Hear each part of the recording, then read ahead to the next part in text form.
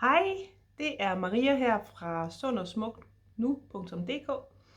Og det her vlogindlæg, det skal handle om god og dårlig CBD-olie. Og det kan jeg godt selv høre, det lyder da nok en lille smule sort-hvidt. Men der er virkelig ikke noget godt ved dårlig CBD-olie.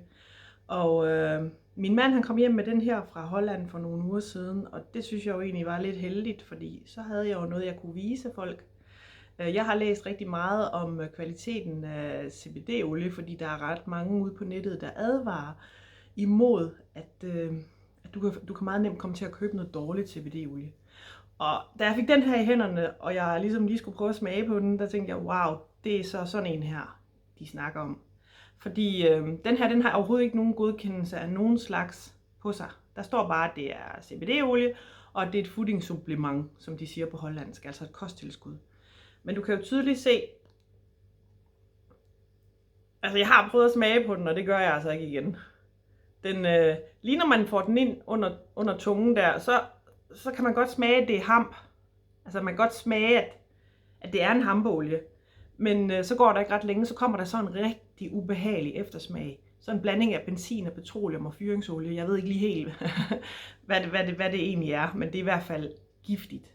Altså man kan tydeligt smage, at der er noget i den her olie, der ikke er så godt. Og den her koster 20 euro, og det er faktisk spildt. Det er 20 euro lige ud af vinduet.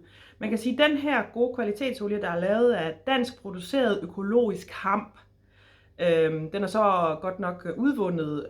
De piller der, de bliver sendt til Californien, og så bliver det udvundet over i Neogans fabrikfaciliteter over i Californien. Men det er dansk, økologisk, super fin hamp, der er brugt.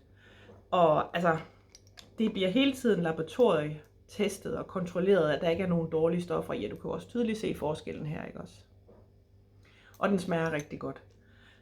Og så er der i øvrigt meget styr på, hvor meget der er i. Her, der står ikke noget om, hvor meget der er i.